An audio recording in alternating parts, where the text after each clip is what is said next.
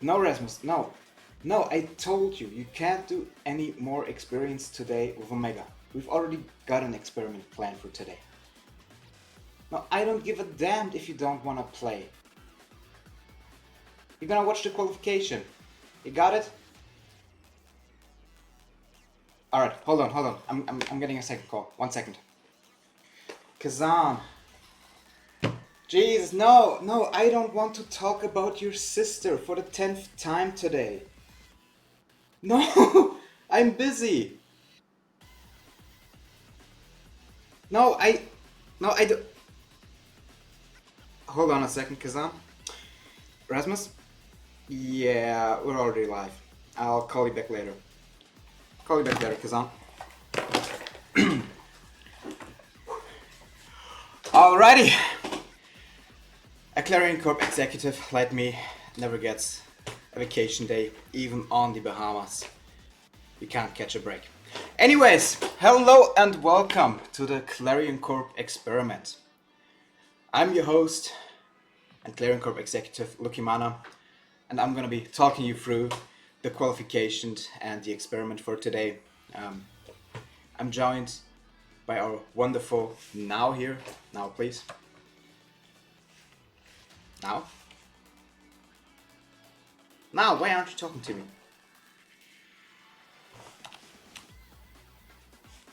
Okay, now doesn't want to talk to us. Whatever then, I guess. I'm just gonna stay silent with now then, and just gonna show you just a few bits and bytes here and there on what we're gonna be doing today. First of all, I just wanna quickly show a little bit about ClarionCorp.net, the one that's sponsoring this tournament and actually running it. I'm sure plenty of you guys know about the stats page, but I still wanted to show off a little bit about the features that you might not know. You can put in the username of the player profile, you can look up here and just get a general view about them, what's their rank, the ranking history going back as far as April 2023. You can see the peak stats. But I think most importantly, you can look up the character stats for specific players. For example, our Baltsier has played 52 games on on Julie with a 70% win rate. But that's not all you can do here.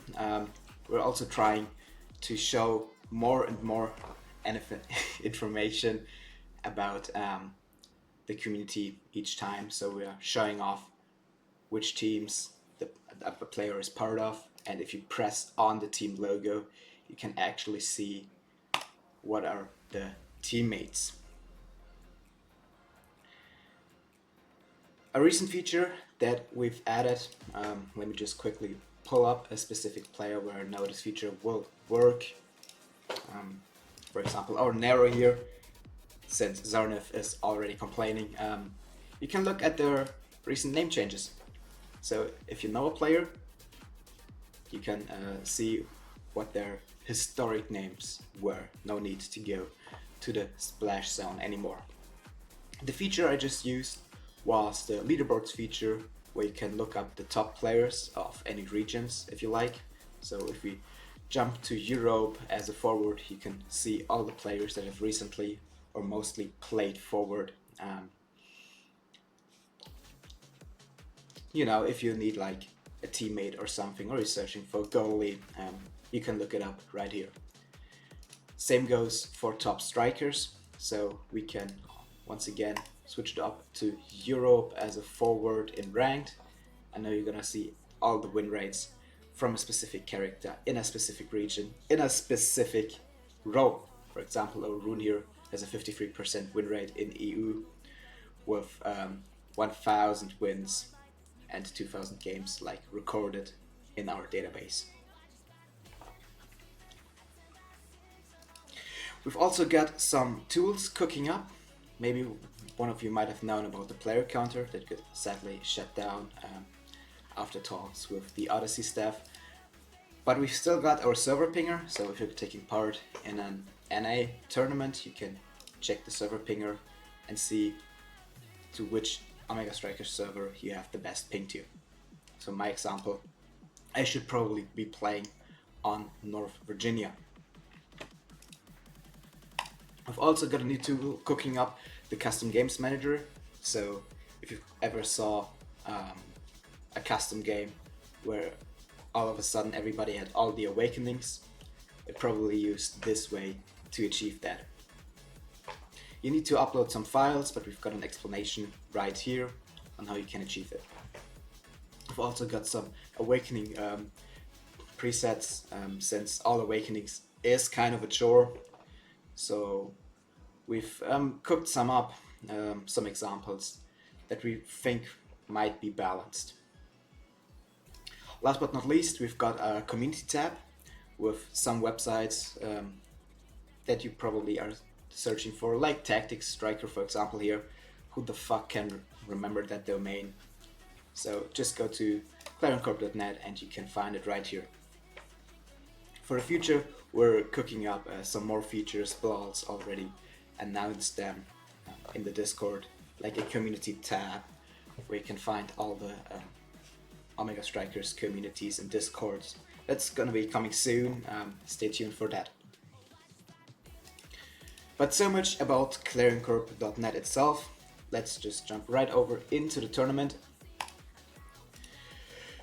Today is going to be the qualification day for the Clarion Corp experiment. It's basically, the qualification procedure is like a BUB, like a Book of Battlegrounds, so most of you should be familiar with the process. The only difference being it's going to be a 1-3-3-1 banning process for the maps, because we've got a slightly bigger map pool.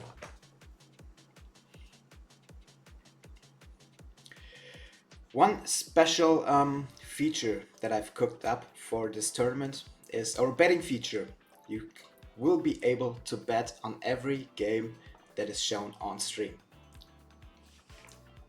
Let me quickly show you this. On the Discord, you've got the betting parlor that is featured right there.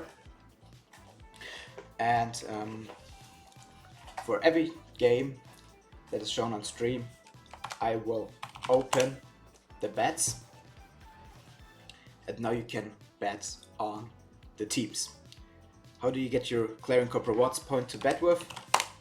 With exclamation mark cash, you can get 100 points, which you can use to bet on teams.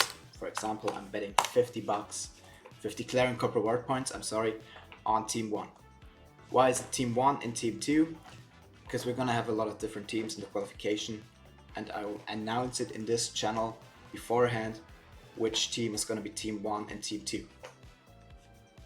After the first set, I'm gonna close the bets so that no one can bet any longer, and the match plays out like usual. After the game, I will calculate the winner, in my case team 1 won.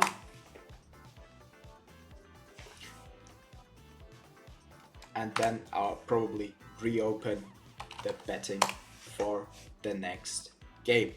If you wanna check out your cash, you can do the Clarion Corp reward points. You can use check to check how many points you have.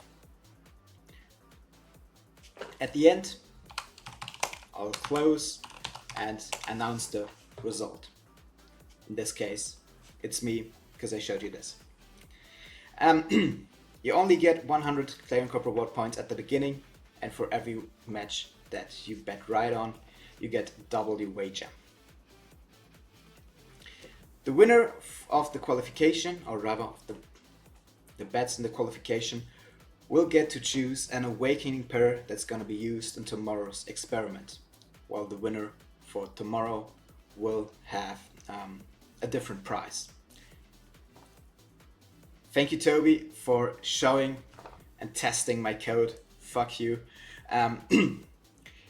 Today, everyone is permitted to participate in the betting process, but tomorrow only the viewers will be allowed to. Thank you guys so much for showing off. In any case, that's all I had to say. We're gonna be going right back into a starting soon screen. I'm gonna be starting the bracket in just a second, tell you guys which games are gonna be streamed. And yeah, see you in game.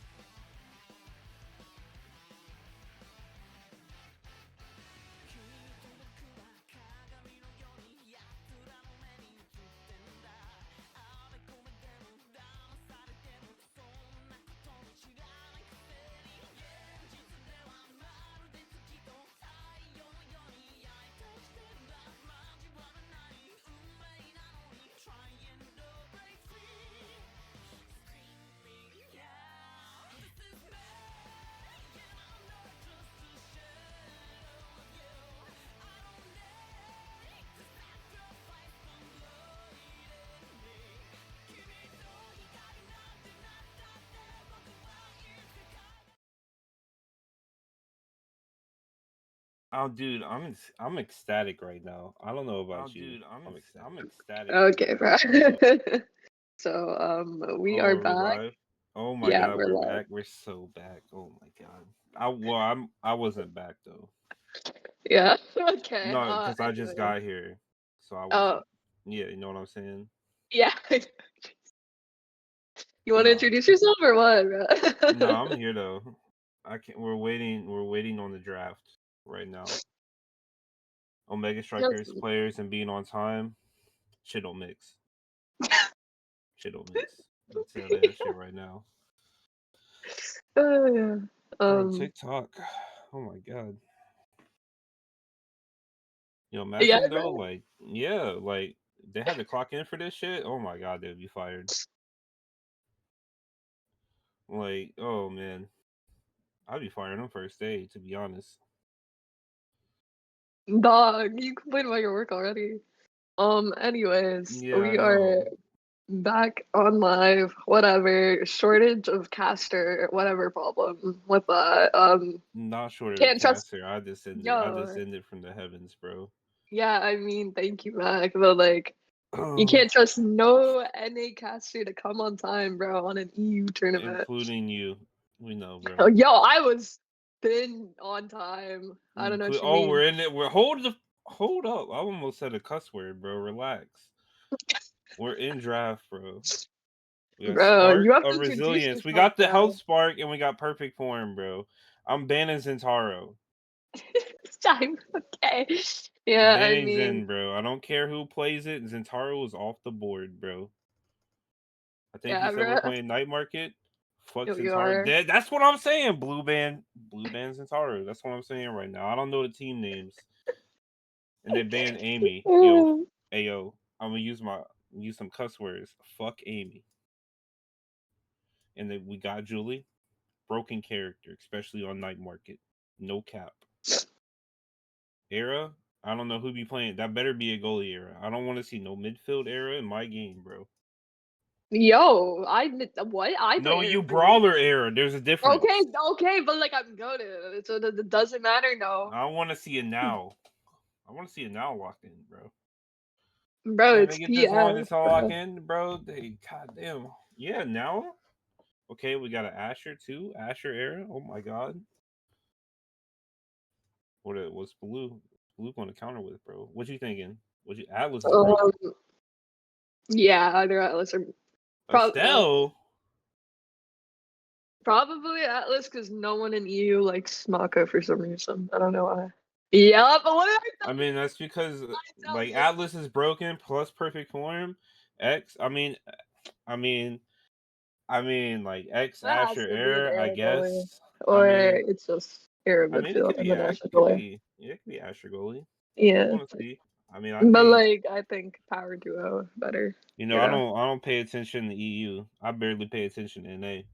But I think Air goalie is usually a. I don't know if that's just an NA thing or not. You know what I'm saying? Nah, Like, I is that mean, them? Is that NA cooking a little too hard hey or man, not? You they know what I'm they didn't saying? lock the Mako, so I don't think they'll kick it. You know, I mean, eh, All right, the it's draft's Mako done, bro. kicker. Lock in. Let's go. You lock in, bro. I'm locked. I wasn't even talking to you. I'm like, yo, I'm ready. Like, ready up. Chop chop. Oh, okay, okay. Where we going? But yeah,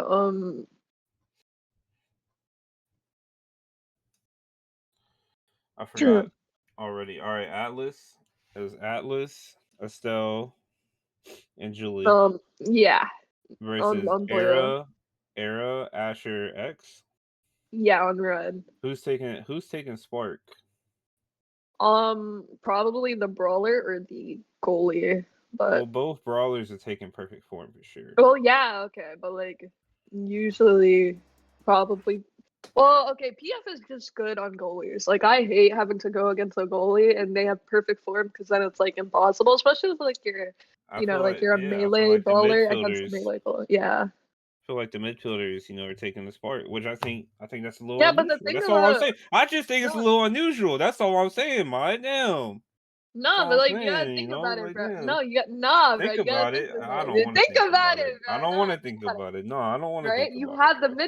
midfielder, right? They're gonna have to be Right, expecting there so is a much of their midfielder. abilities, right? So wouldn't it Yeah. be best if they took PF, bruh? Pew, pew, pew, pew, You know, pew. honestly, anyone can just take PF and then we let the spark go to the draft. You know, like who's I'm to so say down that? for that, to be honest. Like, I'm perfect in my form. Yeah. Like, let's go, bro. Who do you think is gonna win? Who do you want to bet your tokens on? Julie Broken. I'm betting my Nah, bro, token. Yeah, red team for sure. red team. No, Dude, Julie X is Broken. so good, bro. Yeah, what do you mean Julie broken? X is broken. Julie Broken. It's not Mario. Julie Broken. Okay, well, yeah, but like it's not like it's like Plus they got Atlas, bro. once you start. I mean, yeah, that's true. Alice is good right now. Okay. Crystal Core is a fire name though. I kind of like that. I'm going with Crystal Core. Wait, is that it? So it is Aragoli? Oh my god, we're so in an A. Ew, I'm gonna keep 120 it a buck, ping. bro. I can't even see Ugh. the. Like just seen. I told you, Julie Broken, bro. I told you right off the bat, bro. Like, wow. I mean, dude, I mean, it's Pumler's Okay. Juliet with like Stag. Okay, so. Wait, Juliet took this part. I mean, I guess. Yeah, I still think Resilience perfect form. Still better. I mean, PF isn't really that good on Juliet unless it's like, because when you think about I it, think no, because ulti, no. ulti, Yeah, I it's don't only know. ulti. Nah, It's you only ulti, ulti and bro. then you just dash punch it. But you dash punch ulti and like you just dash punch again. Like think about it. Yeah, but that's Think about it. No, think about it. Think about it. no, but like, dude, Think about it though. See, let's look say at your that. dash punch. I'm Okay, telling you. I'm telling you, bro. No, I'm no, telling no, you, no, bro. no. I'm telling Think you, bro. about I'm it. If you're telling you, dash bro. I'm punching telling you, bro. ulti, right? Julie is That broken. ulti's not gonna kill. Julie is Or broken. whatever. Julie is broken. You usually ulti dash punch, bro. If you want to do that. Yeah, but I'm saying like to get the cooldowns back, first off your dash and punch have to be on cooldown. Think about it. So then you ulti, then they're not gonna evade your ulti, because why would they evade your ulti if you don't have dash punch? Then you get all your cooldowns back, then you dash punch them anyway. Bam. I boom. mean, it's very situational, bro. Boom, man, you're just not thinking of the perfect way. Return to Brazil. Oh my god, bro. Oh my, he's not using the Brazil skin though. That's a great notice, but yeah, I mean, return to Brazil, putting in that work, bro. 2 goals, none kind of here. You know, I would think that the comp of double brawlers would excel pretty good right now, but I guess I'm being lying too. I'm just still like, I'm just a little like, you know what I'm saying? What? Okay. What? All right. What? Nah, but we got a nice primary by Spring Maestro. You know what I'm saying? Maestro? How do you say? It's not. You know, No, I would say Maestro. That's just me, but ooh, a nice double bear. That, you know, is gonna take yeah. I'm trying to learn English right now, bro. Bro, it's 80 us. But oh my god, bro. Oh, dude. Seeing that, bro, like Goalie didn't have. Goalie had no chance. I mean, it's an era goalie. Like, what are you gonna do against an Estelle primary that studs and a dash punch like right at you? There's like, kind of team. You know what I mean? If you don't put on the offensive pressure, No, I would clear it. You don't even play goalie, bro. Personally, that's not my fault. That's not my fault that they got dipped. It's not my fault. Okay, bro. You wanna? Okay, Asher getting the spark though. Does she have sparks, bro? Yeah, and now Julie gonna be more broken. Okay. Oh yeah, it's Dread Rush. Rush. Yeah. Atlas. That's peak right there. Atlas getting prime time. Already got perfect form. Broken character, broken ability. Please nerf. Yeah, I mean, Julie's just looking at it. She's looking at her fucking kills right here. Never mind that happens. Get them next time. One more. I don't know. We're kind of in like, we're in like a state of shock. You know, Return to Brazil kind of just egoing everyone, literally getting every single barrier. It's a bit kind, but Spring Maestro kind of low. Unfortunately, needs to look for some orbs, but does opt for one right now. Pressure going on all around, you know, the Crystal. No, I want to. Nah, bro, you gotta wait. You gotta play. Get dash pushed off the map, bro. Dude, like, how are they gonna NZXD type shit, bro? You know what I'm saying? I want 28 kills. That's not what I meant. No, that's not what I meant. I mean, like, dude, you got a PlayStation. If not, you're just gonna get a kill. Like, that's as simple as, you know. Look, he heard me begging, bro. That was my bad. That was my bad. That was my bad. That was my bad. Oh wait, it's strike shot area. That, Wait, see, wait, thank you. Look, see, he said, all right, look, I'm gonna stop trolling. Mac, shut the fuck up. I'm gonna get this goal real quick. That's what happened right there. I mean, That's what I like to see. Return to Brazil does know how to play the Julie character, I'll say that. But yeah, I mean, Nah, it's gonna be. Didn't get the kill. Yo, bro, really? Oh, that's a waste. That's a wasted XO right there, if I've ever seen it. Couldn't be me, bro. Couldn't be me. I'm good. Couldn't be me. Personally, I wouldn't waste my XO. Okay, punching it. Oh, just little strike. Oh, dribble with the strike shot. Oh my god. I mean, bro, it's kind of low. Put it in, bro. Nah. What Put about it in. Put it in, bro. Thank you. Oh my god. Told you, bro. They're putting it in, bro. Like I saw it, bro. I saw the future. You saw the future, bro? I don't know, man. I think they could have gotten a double KO. The X was pretty low. I mean, they could have, but like at the same time, like, you really want to bully people live on stream? Oh no. Dude, you said to get the kill first and then score. Look, all I'm saying is the Asher is lagging. That's all I'm saying, bro. So are we. We are on the game. I mean, true. Oh no, that's X's energy burst. X's energy burst, bro. Return to Brazil goes like I'll say it. That guy's all, you know, he has movement on this gaming. Oh my god. Like, dude, he gets the bear, gets the double stun and everything. I'm bursting right there. Personally, I'm bursting. Oh, I wouldn't burst right there, though. Like, that's just me. Oh, wait. Oh, we got the brawler brawling on the net, bro. Oh, no. Bro is beating him up downstairs, bro. I mean, couldn't make it back upstairs in time, bro. It was crazy. See, there's the skin you were talking about, bro, on the banner. Yeah, but he doesn't have like the, you know, he has the gamer one. 20 and 1-2. Oh my god. Oh yeah. Oh yeah. So, put him in the dirt, bro. Yeah, I mean that's like best right there. Getting Adrian and then stacking up 1-2, like that's good. And I mean, as much speed as you can give your brawlers as air goalie, it's not going to be enough if they can't put on the pressure themselves. But player for like going on city style is pretty good, you know, especially with. Oh wait, it's Max. Never mind. But it's still good nevertheless. You got Kata because you know you get hit a lot, and then honestly, Kata with TF would have been so good because you know think about it. You're getting like cooldowns for like every hit, and then Kata, you know. You get energy refund for like hits or whatever, so imagine that demon build on there. But you know, double spark's still good nevertheless. But as I was yapping, you know, how barriers are down, and yeah, I mean, what can you do? That's what I like to see from the goalie. That's all I gotta say. Walk up to a Real. primary in there. Real. Like get into I feel action. like, yeah. Yeah, bro, gotta get in there. Yeah, I mean, I feel like a lot of goalies just never know how to walk up, and if they do, they're just stacking on your brawler or whatever. They just don't know how to walk up efficiently. And you know that the Atlas knows how to walk up. I'll say that. But you know, Two barriers up. Like let me get in there, bro. Okay, that was definitely a burst. That definitely happened. I mean, but I didn't see that. Okay. I didn't see it. I still want to dash, but I don't think I see the ad rush proc yet. That's all I want to say. That's all I want to say. I need to see some value.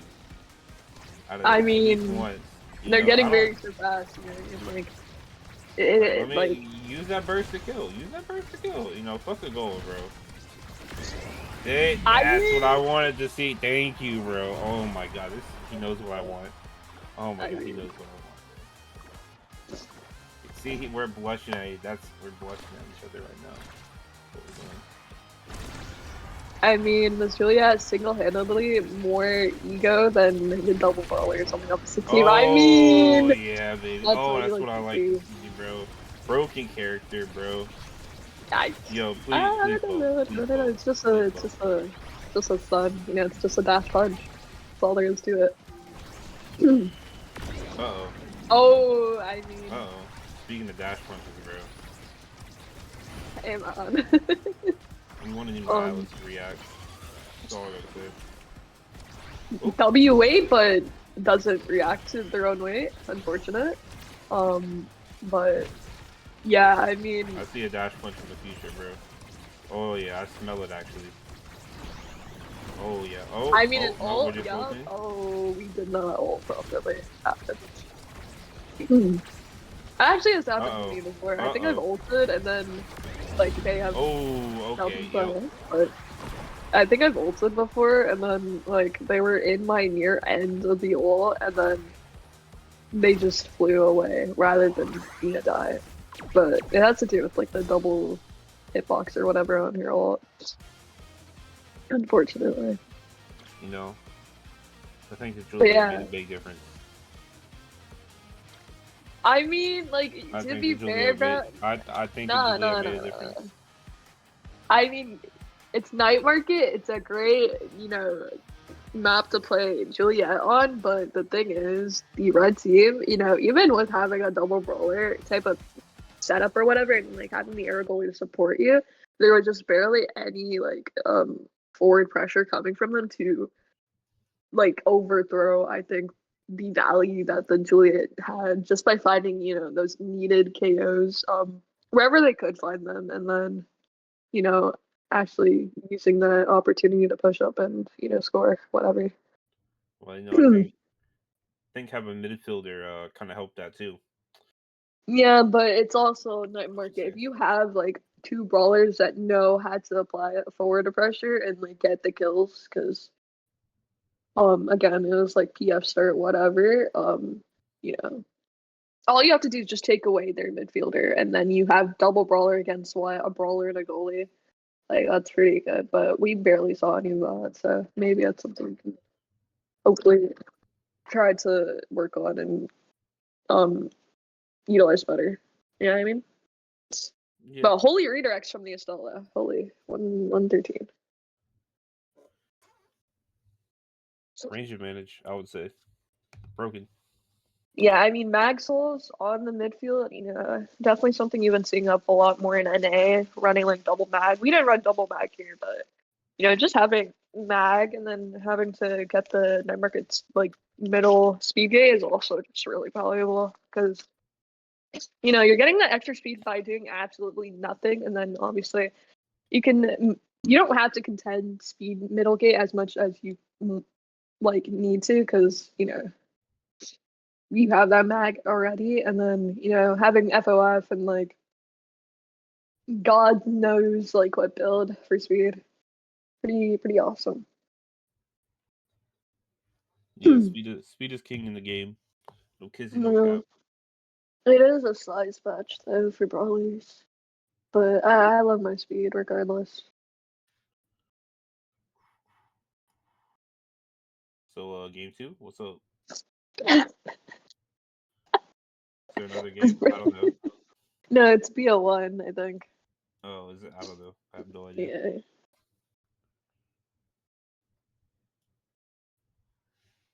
Yeah. Or rather next match. Well, oh yeah, it's only BO1.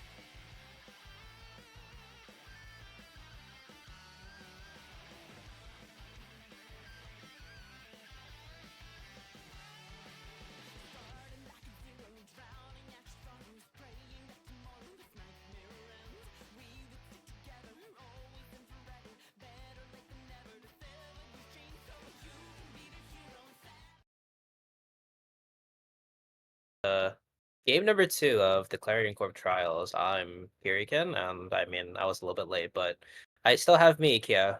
I kind of just sniped her, but hi, hello. What's up? I mean, it's kind of scuffed, but it's okay, I think. Well, on my side at least, but still, we're back for game 2. We are playing Fight the Phoenix versus Frigid once more, with our High Nef Sake and Yuki on one team, and Silverfish, Love Yourself, and Slaying Killer on the other. I mean, Oh. we're just waiting for the draft to start, really. I'm gonna be honest. I mean, it's Waiting, it but was it's yeah. I yeah. mean, the map is. I mean, it's interesting because we don't know what's being picked up, but again, we have Monumentalist and Rapid Fire Start. That's kind of cool. I mean, Monumentalist. I mean, first pick. I don't think a lot of people would. I mean, I've basically casted Eve for like a little bit. I don't think anyone plays now, or at least Finn. I mean, does someone play Finny here? I don't. I'm not like the bestest, but again, so I think I don't even know who's blue at this point. Like, shocker, but blue bans Aimee. I mean, Aimee's not like the greatest character to ban.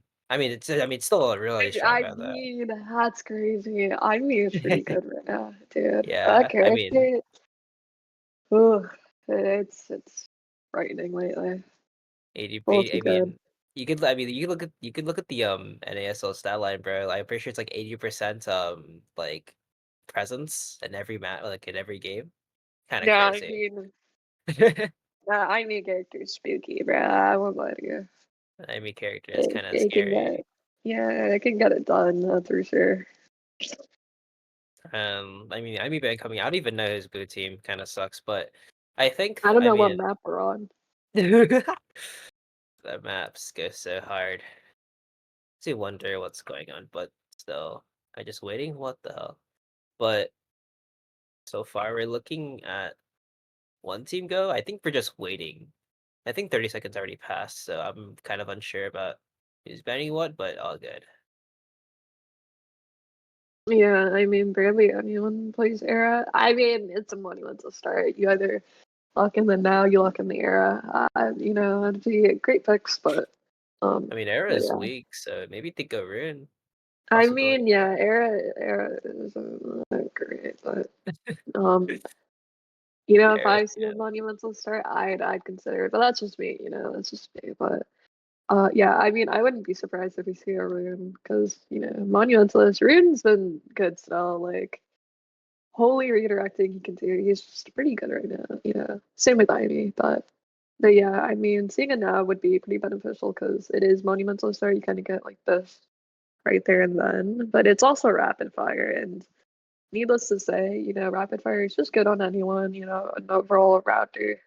CDs are great, so I mean, we hopefully, can drop on this. Yeah, we can drop on the side though. Like, I don't know who. I mean, to be honest, from prior experience, I kind of want to assume that we're playing a night market just because what should I call it?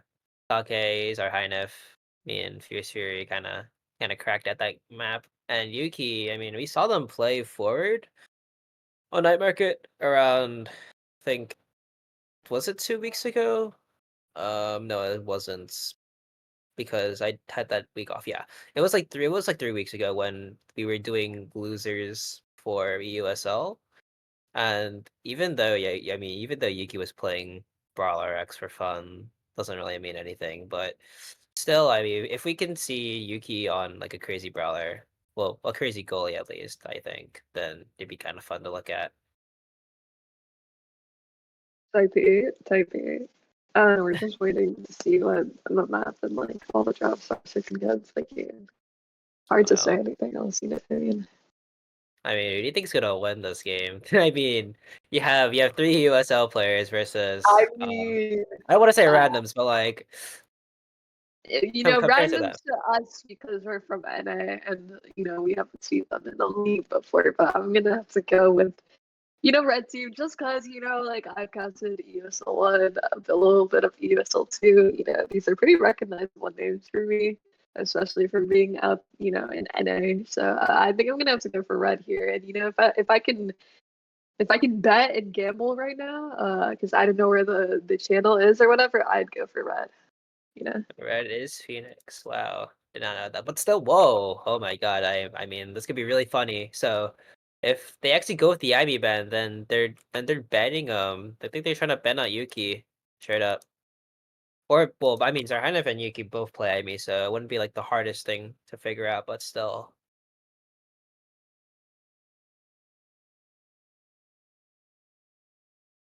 Smile. Okay. Oh, we picked Kazan.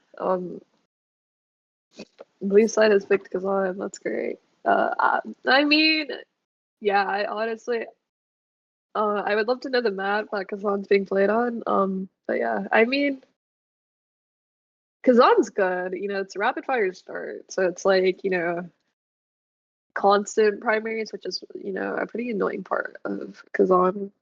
But I'm surprised no one locked in Centauro yet, just because I don't know. I thought you like EU loves Centauro for some reason. You know what I mean? Like it's just everywhere you go, but I guess not. But yeah, blue locked in Kazan and Atlas now, so you know that's a pretty strong comp. I probably say, you know, you had that core control.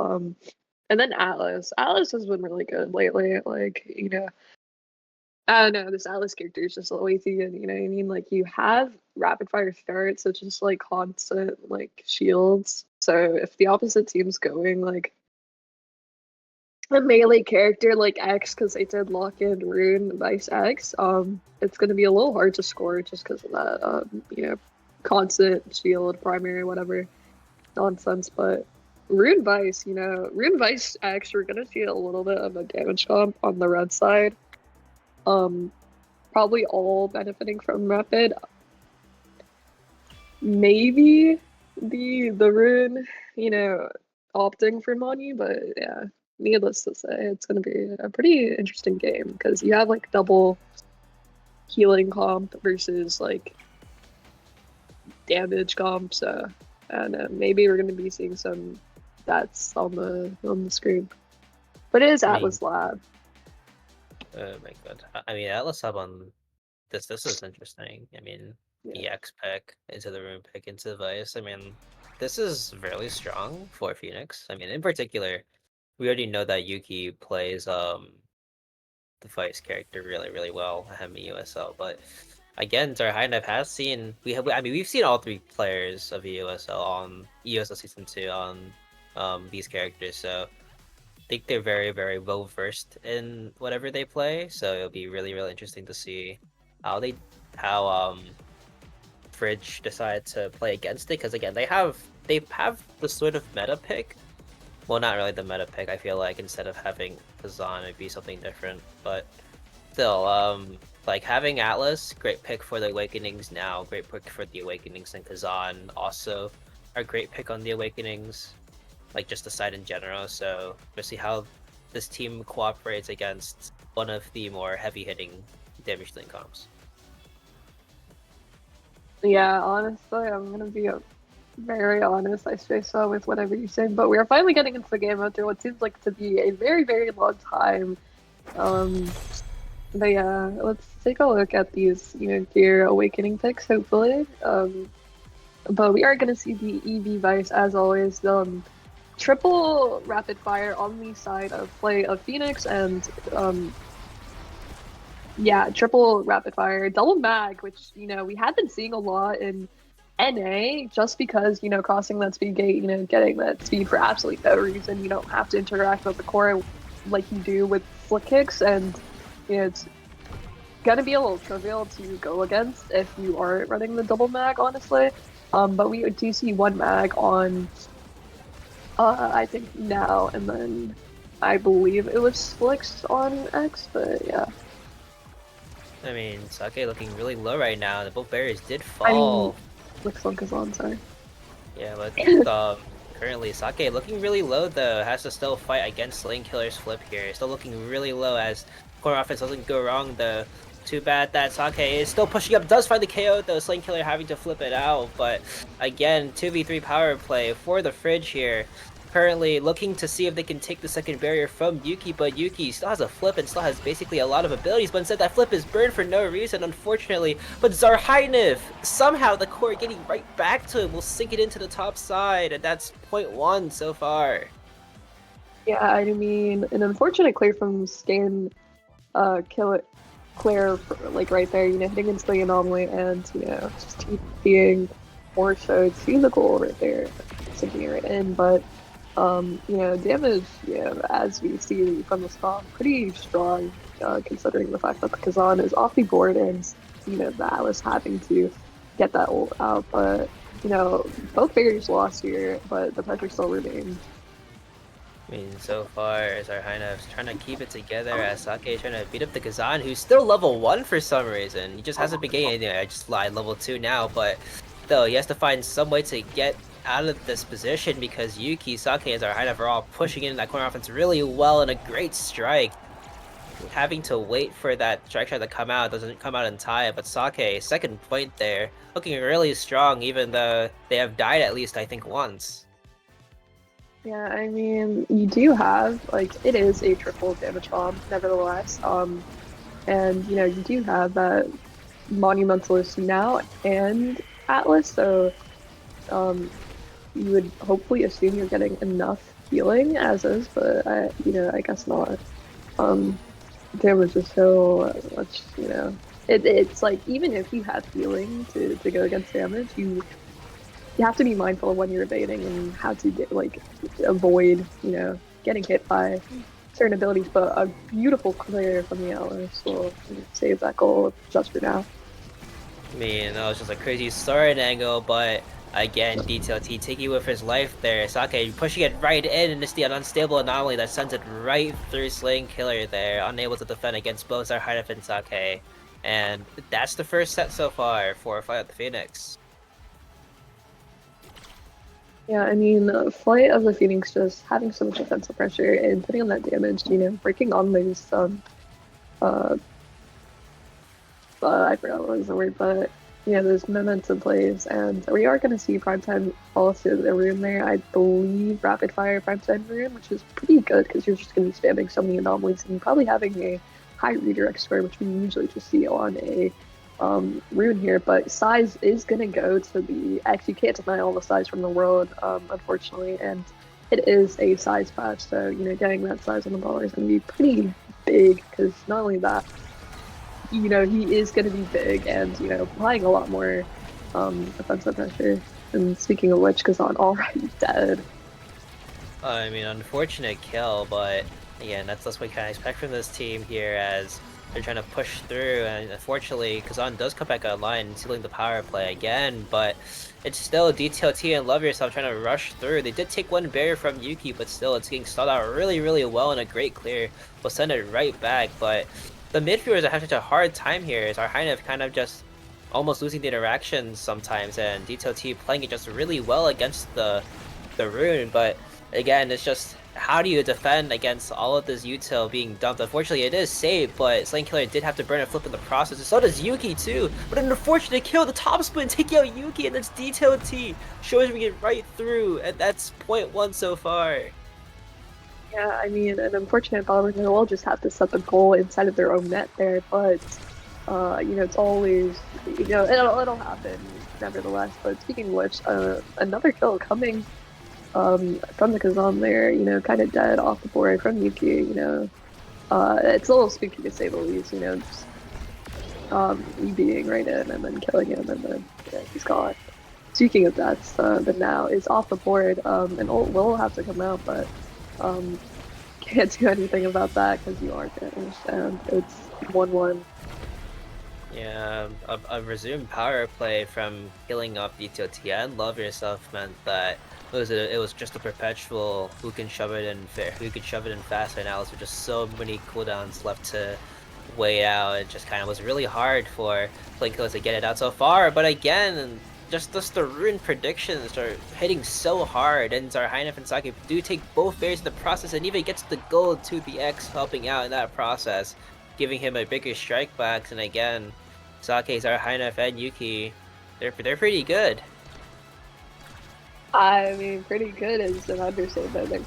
We've seen them before on EU as well, so needless to say, pretty good is an understatement. But, yet another kill, coming on the board there. The now won't save, his dagger just yet. And with damage comps, I mean, like, it's really hard to, make any, like, sort of consistent play because, with low level comes low stagger, and Kazan already has low stagger enough, so even if you have that double, healing comp, it's not going to be enough if you don't know how to fade out the abilities and avoid them with your movement and being cautious with your evade, especially. So hopefully you can see some stagger coming onto the Kazan, but unfortunately not here yet. I mean, again, a very slow start to the game, but a very, very, very quick ending to it. Silver, well, DTLT taking away the Minor Colossus, but instead opts for just, I mean, you just can't deny X in this position. It's so hard to, and even you can't even deny Vice there too. Getting the heavy impact too is gonna be, she's gonna be doing way more damage. But again, we've seen some flashes of greatness from just killing Yuki, so surely with this amount of pressure, they're able to find the equalizing goal barrier takes here, my bad, but again, it's just so hard. Like, Atlas Lab isn't like a really hard map to play on, but still, the fact that some of this stuff is going on really quickly and we're just losing strikers for fun means that barrier also will fall, and Sake just completely dominating Slaying Killer will get that last hit of the X Maximus, and that sends the goal right there. Yeah, I mean, beautiful hits from the X there, but yeah, I mean, Atlas Lab is a pretty stereotypical, not stereotypical, but very common map. You'll see practically anyone play on it. It's, everything that goes on the map is practically the same each time. So hopefully you can, make some recognition. And it's just a matter of like, recognizing what's going on. Because again, Atlas Lab, it's the same map every time. It's a pretty common and fan favorite map. I love Atlas Lab. But you just have to recognize what's going on and what you can do to fix that, especially if you're getting killed again and again. And a beautiful kill from Sake, I won't lie. Using that flip to, it's just, you spawn back in and your health is already decimated. It's like kind of hard to do much. Other than take off the big double size X, that's great.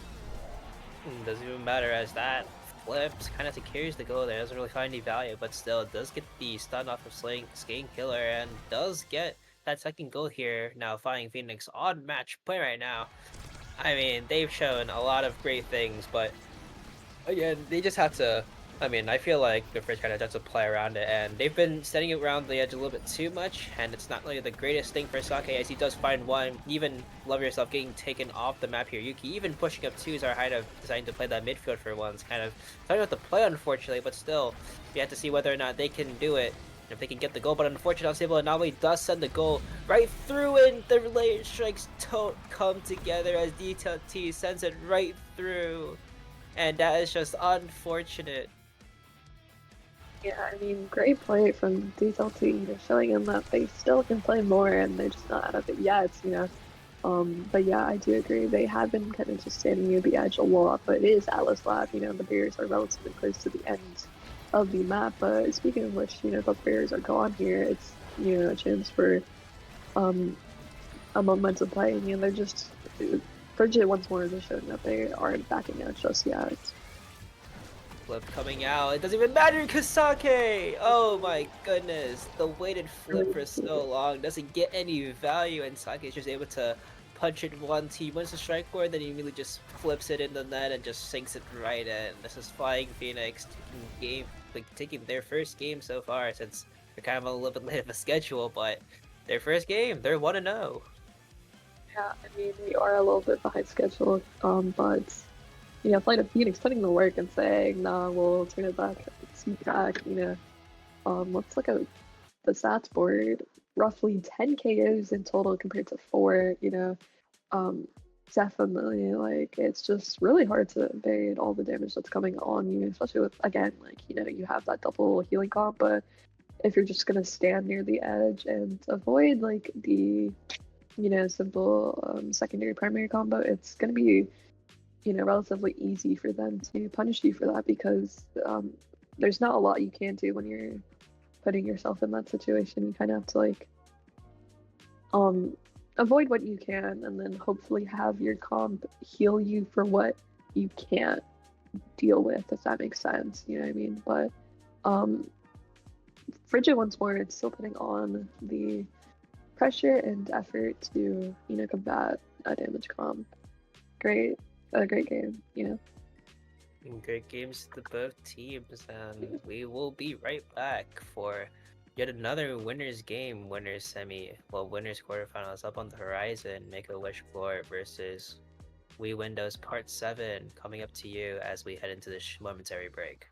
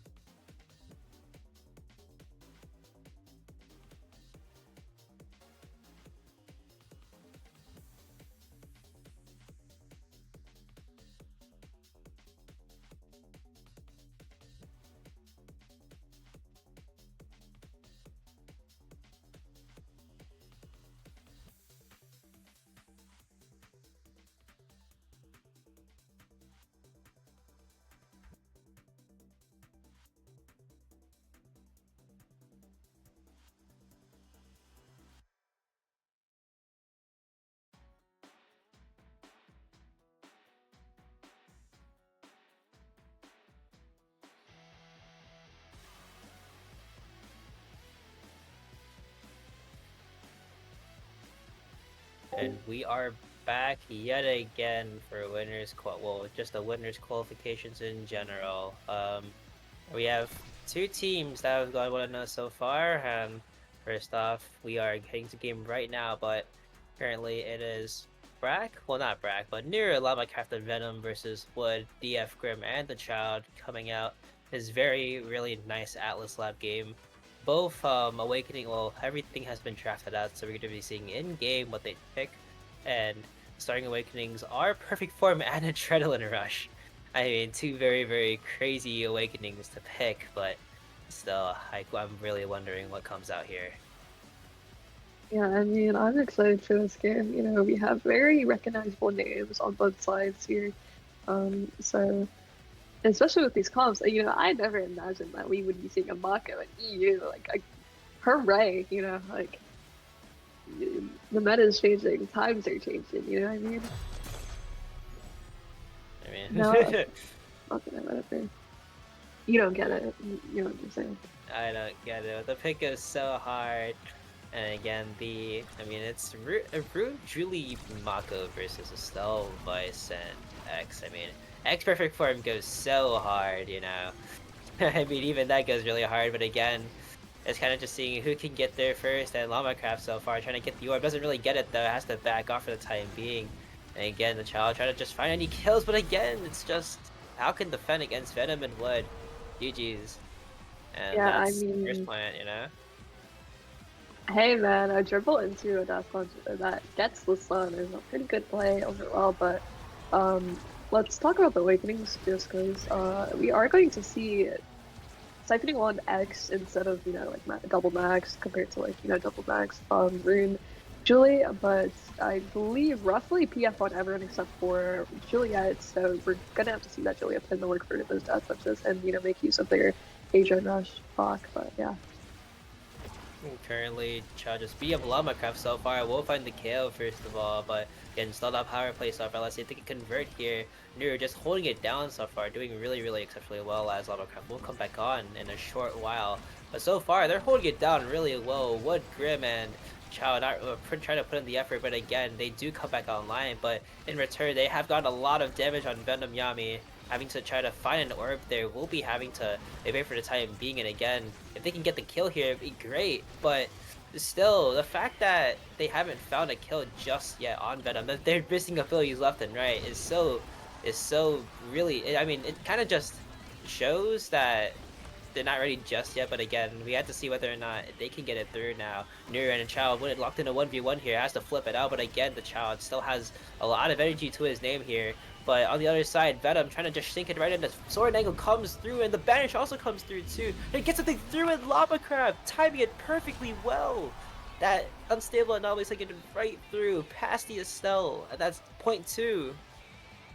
Yeah, I mean, beautiful play. I guess the start of the Windows part 7 didn't really expect, you know, how quick that bench would come off into the net, but, you know, especially with being pretty low on health and, you know, being staggered, you kind of have to realize that if they're, you know, staggered, they probably don't want to be in that, you know, play anymore and will have to go back and get the orb. So sometimes you could just acknowledge that and not push the KO furthermore and, you know, waste all those abilities.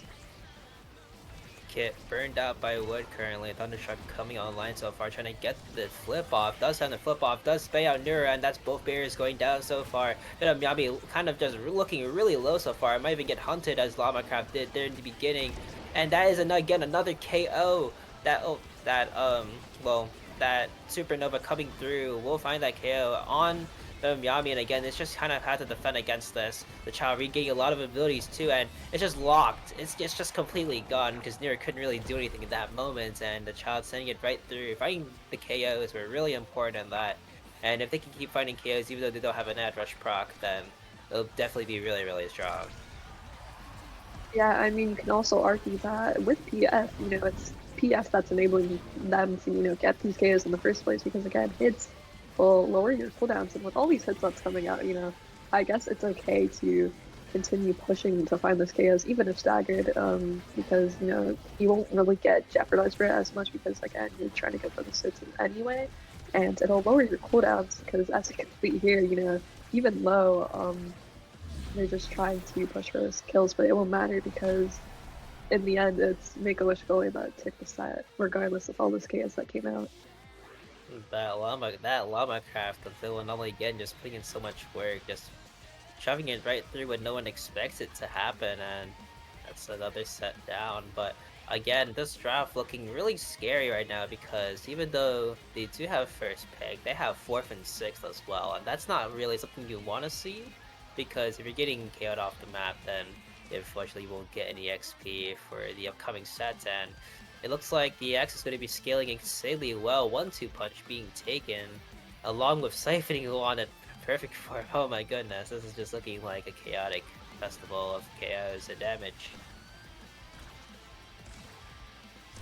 Yeah, I mean, I would say practically everyone got, good awakenings all around. But yeah, like you were saying, being low, and getting killed repeatedly at the start of the game will impact your draft select near the end. So unfortunately, you can't pick up any, stagger or, any hard-hitting awakenings, um, to, help you proc a Dread Rush. But yeah.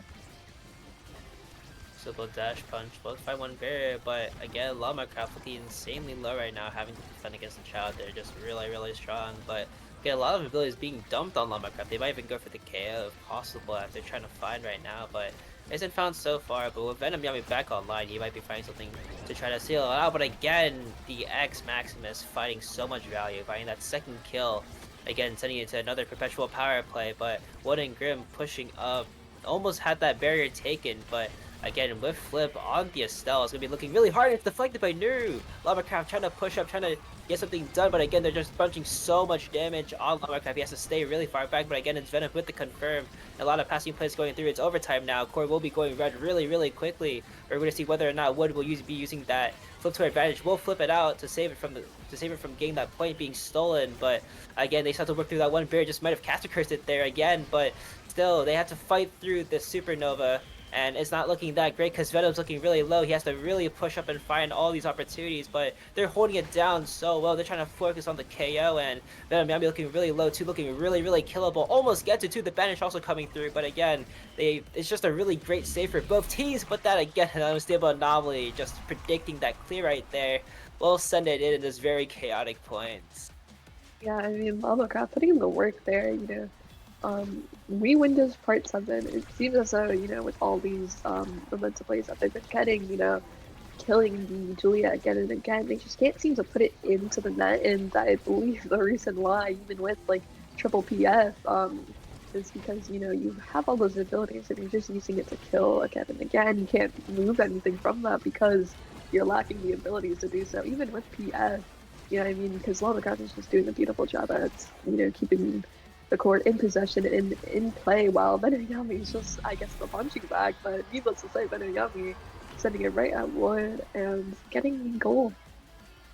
I mean, punching bag might be the right term again. Just, he has Adrush and Sparkus speed too. Could be scaling up the Spark sometime soon, but that point was really unfortunate here. But again, we're gonna see whether or not they can get it through so far, because they have shown a little bit of improvement over time, and we're gonna see whether or not they can take this point, because that X Perfect form is doing so much damage. Both of Llama-Craft and Venom under 50%, but again, that dash punch coming through will take both barriers, and the flip coming through as well, saved that by Grim with the Rose Quark. But Wood having to fight through Llama-Craft does have so many abilities up on the line, even having money to just destroy the opposition, but unfortunate barrier take unfortunate stable anomaly will send that barrier right back, and Wood with the flip here will bet on Nuru's flip too, and the child having the X Maximus has to shove it in, but unfortunately it is saved by Nuru, and that punch, the core just going haywire there and just getting it to Venom where Manwood were stacked, will send that punch, stunning both of them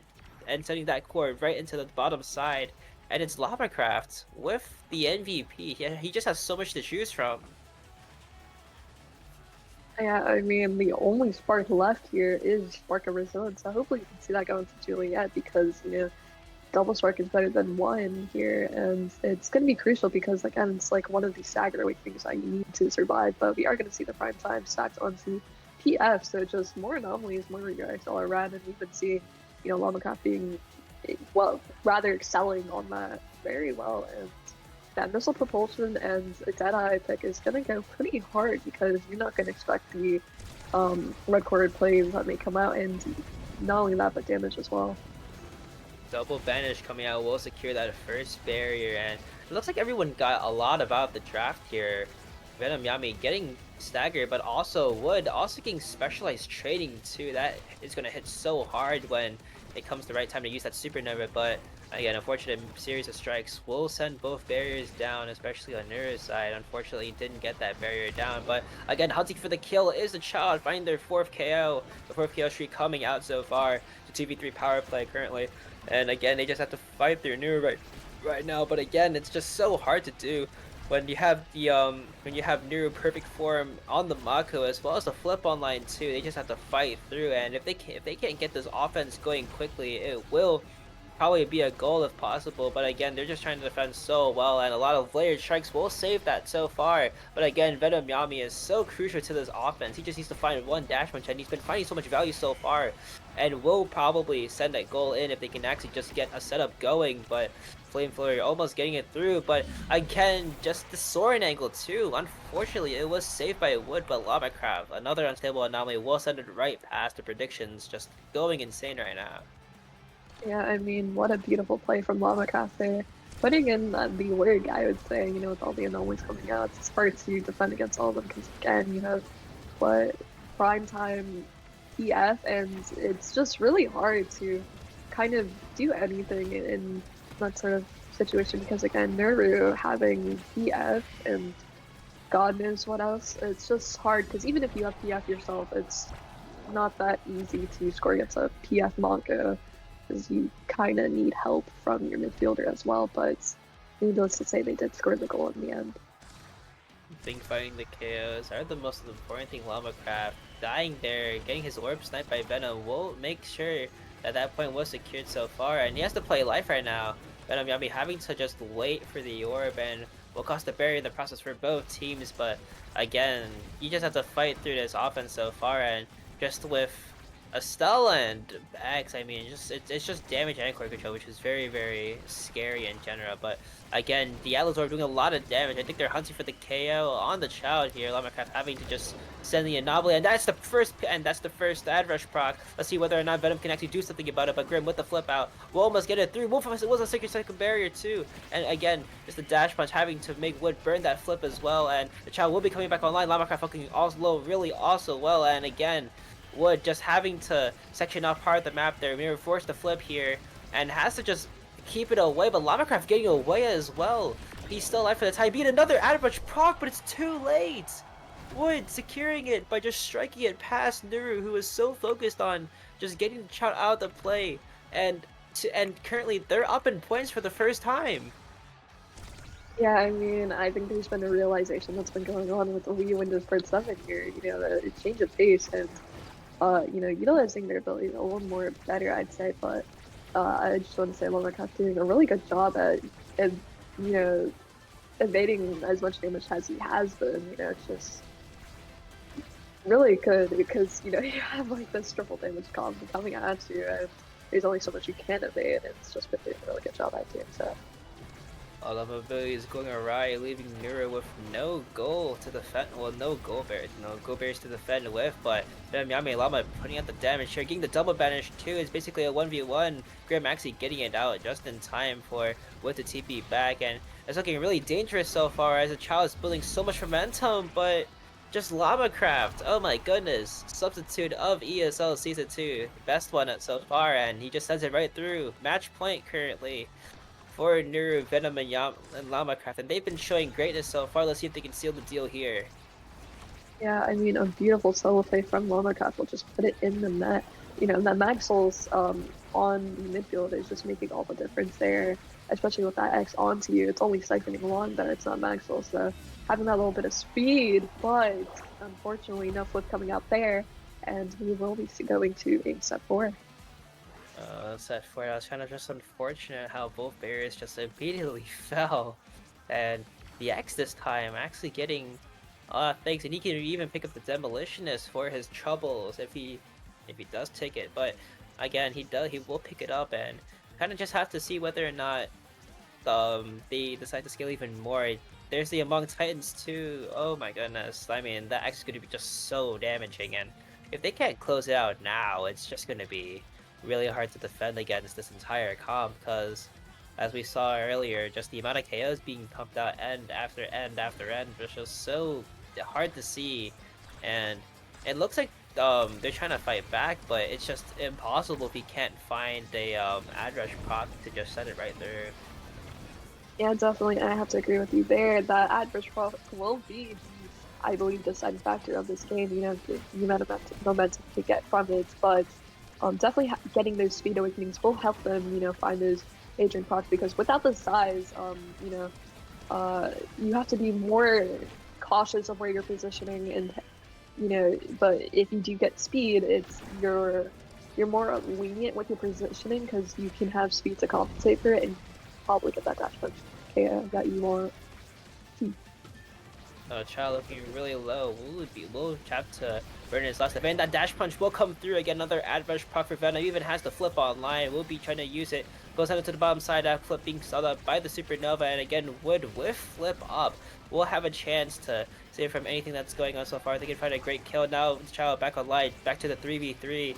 And we're going to see whether or not they can get it through to try to force it through Grim, who can't really do much. And right now it's overtime too. It means that core will be going really, really quickly, which means secure deal so far. But the banish oncoming through just in time. But the positioning from Llama just sealing it right in. It's just a Ziploc tight airbag with this offense right now. Venom clearing one angle, Llama having another, and that Ruin Pillar just having the third. It just makes it so impossible to get it through. Yeah, I mean, great, evade with the secondary there and just placing a pillar there to avoid any clearing, and then also TPing to the top, just practically covering every clear option possible. Great offense from Make-A-Wish goalie, and speaking of which, goalie down, not goalie, but midfielder rather, and damage is being poured on. It's, great offense play on the side of Make-A-Wish goalie. If they're playing this defense really well, all three members in the goal box does get it through, but again, it's just Llama-Craft. God bless this man, as he's been setting it through every single time. He's been getting it done so well, and that's match point right here. Even though Wood has Wood has so much damage to their name, they just kind of have to play defense for the time being. But I feel like if they can actually get an offensive play going, they will get it. And that's one right there. Wood getting the kill there. That Thunderstruck, well, not that Thunderstruck, but this the Vice secondary was to find a double kill too. I mean, this is just what they need right now, as Nero's just overwhelmed so far. And let's see whether or not they can convert here. One barrier being taken by Llama-Craft so far. It has to banish Grim to try to keep the point alive, to stave it alive for the time being. But again, they have to deal with one barrier left and just a PF. Mako on the sideline, even with Grim with flip too, will be burning it though. Pass up to the child, and it is just getting right through Nero, just committing too much onto that flip. Will mean the child's wide open for that, and they're coming back. If we can see 2 more points like we have seen before, then it could be something we could be looking for. Yeah, I mean, those are the type of goals you want to be seeing here, the passing plays, because it's hard to take on a TF Mako by yourself. There's just not a lot you can do, and when you're passing to your midfielder, especially being a melee on melee, you're enabling options that even the Mako can't defend against. Another double KO being found here. Wood with flip up. That Thunderstruck will be finding so much value, and again, it's whether or not they can score right now. Nero with flip is to do something, but again, just the 2v1 is impossible to play against, and and it's back to set point versus match point yet again. And if Llama-Craft and Venom Yami can't stop dying, which is not really a great thing because Venom Yami also has a stacks reset as we saw earlier, then it will be very dangerous, as the corner offense will be coming to fruition almost, with Wood and the Child having a flip up for grabs right now. They just have to play against it. But again, that flip being just greedily held will mean that there's a power play again. And that flip could cost them right here. Having to burn that second flip is Wood right now. 2v3 power play still coming online. That Supernova will keep Venom there for the time being. And also that piercing shot will take that second barrier too. Grim with flip up too. 2v2 coming through. They just have to get it through. And there is Grim piercing shots. And that is another set for Grim right there. The Child, Wood, and Grim having just scaled so hard. And if they can't close it out now, I mean, they tried to close it out, but X last pick with basically whatever they want to take, really. This is just a perfect draft for X. Yeah, I mean, it is a pretty good draft for X, but you gotta realize you can't keep stacking on size forever, I mean? There's only so much you can do when you're so big, and when you're a big X, that makes you a bigger target, so you get killed. But yeah, great pick with the Stagger Swagger, also having that speed, but it's still a good draft for the Juliet because, double size is going to be left there, and again, maybe that size is what they need because with that stacks being reset constantly, you don't have to worry as much with your positioning because now you have size to compensate for it. And unfortunate Mako's secondary, somehow the core getting through that angle will mean that Grim will have that first point, and that double barrier being taken as well caught Nuru by surprise, and he just wasn't able to save both barriers from getting completely get that McDouble going on. But still, that supernova, it hits so hard, and it leaves Lavacraft basically with nothing to do, and he has to just play so carefully and safely. And so far, he's been avoiding wood so far, but again, the fact that he regen is not a great thing as he's back into the play, having that banish out on the child, but the child has just so much I mean, he just has so much stagger. It's kind of just really hard to kill, and if they can just find a kill right now, it would be great, but still, they just have to play the 3v3 here. Both barriers falling so far. Grim and Chow working to try to shove it right through. We'll get it. That size coming through online with flip up. The Chow might be looking for something to equalize, but again, just they have to play all in the go box, and Lamacraft is sealing the deal yet again, having that clear angle right for him as it's being aided by the Mako secondary. We'll tie it up so far. Yeah, I mean, that Mako is enabling the Make-A-Wish goalie comp just so well because, you know, you're getting a bit of size, you're getting a bit of speed, and it's just not enough to evade that kill from X there, unfortunately. But, you know, with all that size and speed, it's just insane offensive pressure play, you know what I mean? Flip coming through so far. One barrier being forced out for their troubles, and Venom Yami getting a little bit too close, getting really close to the edge here. It has to pick up the orb for the time being, but that second barrier does fall due to an unstable anomaly here. Now, it's up to, it's whether or not they can defend against it, and both barriers do fall somehow. Niru not having the strike ready, but again, the child might be looking for a kill here on Lamacraft. They might even find it, but so far it's looking so good for Llama as he's basically just sitting right there, being the most elusive player on the map right now. But it's whether or not they can convert here, and whether they convert is a good thing, as the Child, Grim, and Wood are back in the goal box right now. But a flip coming through once will get stalled out, and Grim having to be defensive. Apparently, it has to let Wood get back to position, and that Rose Whip is just not in time. Lavacraft sent it top side, and it's match point yet again. But we saw this story one too many times as they come back from this. Let's see whether or not the X can carry this team comp. Yeah, I mean, great strike cores from Lamacraft there. Just singing in past pretty much everyone in the 1v3 at most. But again, you know, you have this big X, but it feels like they're just not putting up as much pressure as you thought they would. And maybe it could be due to the lack of speed because, again, you are just a big target, but also big for damage. And I guess just not fast enough to catch up to anything, really. And that's a Kirsten deal right there. Venom Yami winning the strike war against Wood, and also having, I mean, I don't even know if Wood had flip available, but the fact that, I mean, that way was just so good, and Wood just couldn't clear out in time, left Venom Yami to just flip it right in front of their face and just dash and just punch it in, securing the deal 2-3. It was almost a set 5.5, but a set 5.4 is good for the time being. I mean, look how much KOs were dumped out, 13 versus 5, but again, maybe kills aren't the biggest thing as Lamacraft scoring 9 goals out of the 13 that were scored. I mean, beautiful triple stun. But yeah, beautiful triple stun will just, you know, sink the core right in. And again, with all those KOs, you know, to win the game, you have to score. It's really not all about KOs if you can't, you know, make a momentum play from it. You know, and it's just hard because you have a PF Mako, and again, melee on melee, it's just hard enough. Then you're just gonna have to keep passing to your midfielder, and you know, sometimes that just doesn't even work because, you know, it's pretty hard compared to whereas, you know, you are a melee, you know, like such as Juliet's, and you're going against Vice where it's not necessarily melee, so all you really need is that one good stun. But needless to say, Lamacraft putting in the work, you know, just winning their ones, and I don't know, man, like it's really great game from both sides here. With that, Wii Windows Part 7 will be sent down to lower bracket, but We still have 3 games to go through, one being Fridger, once more Machino Strikers, and 3 more stream games will be coming your way as we take a little bit of a break to give our casters a little bit of a time to recuperate.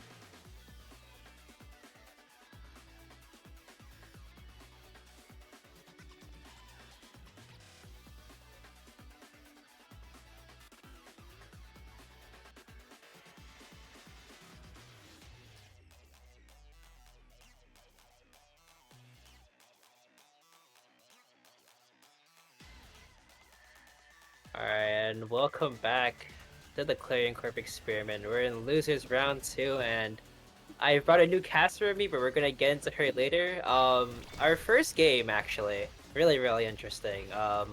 We Windows Part 7 versus Parmesan Cheese.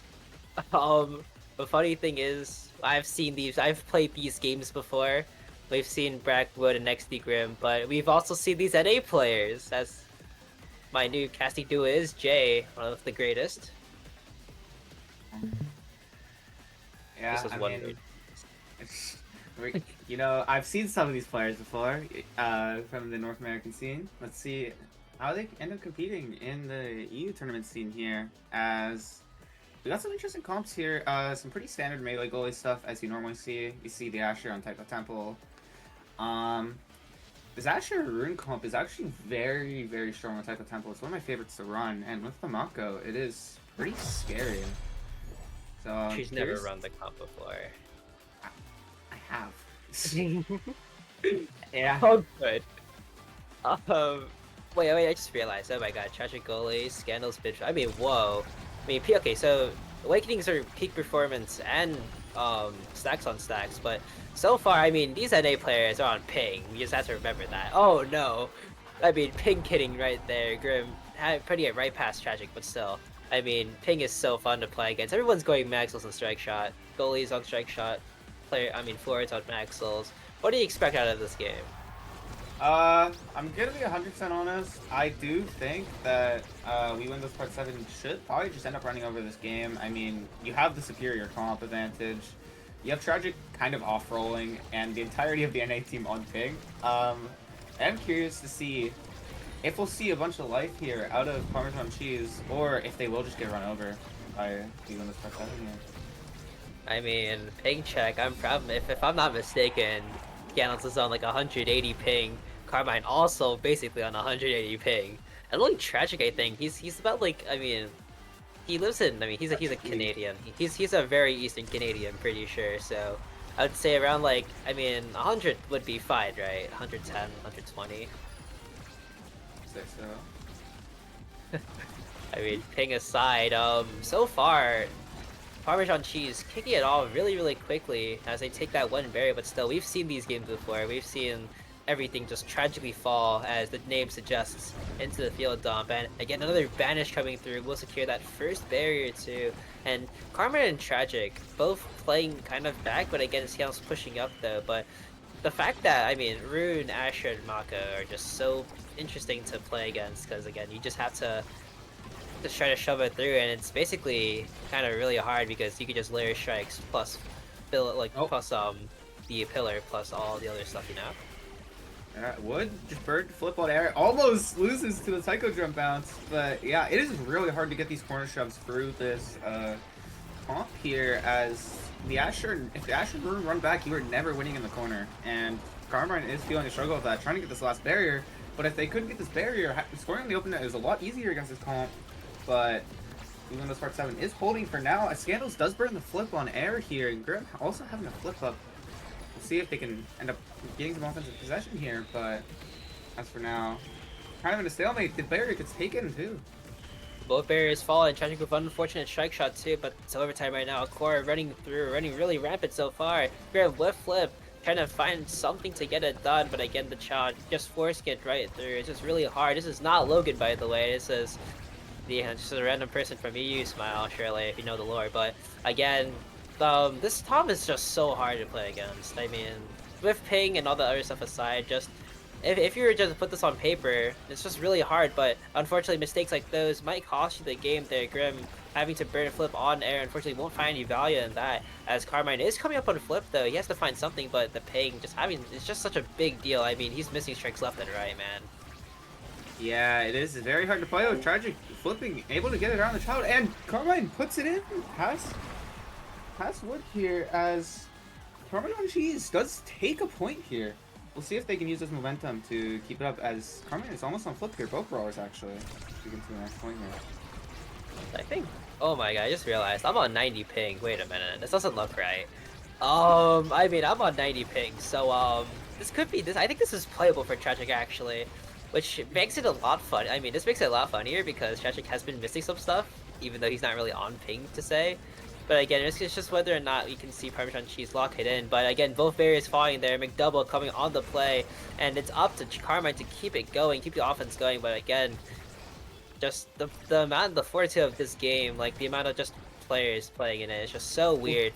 And fortunate save by Tragic that Atlas Expanse coming through. But again, it's just perpetually on the side for Windows, and they just have to somehow fight it through. And again, we're just fighting basically everything. They've been keeping it alive so well. And even with Flip Online too, they have an extra line of defense to just play against it, as barriers aren't coming through for Carmine. Carmine just having to do nothing in the process, and Tragic mispositioned in just the wrong area will mean that that goal will go to Wood, meaning that Windows Part 7 will be taking that first points.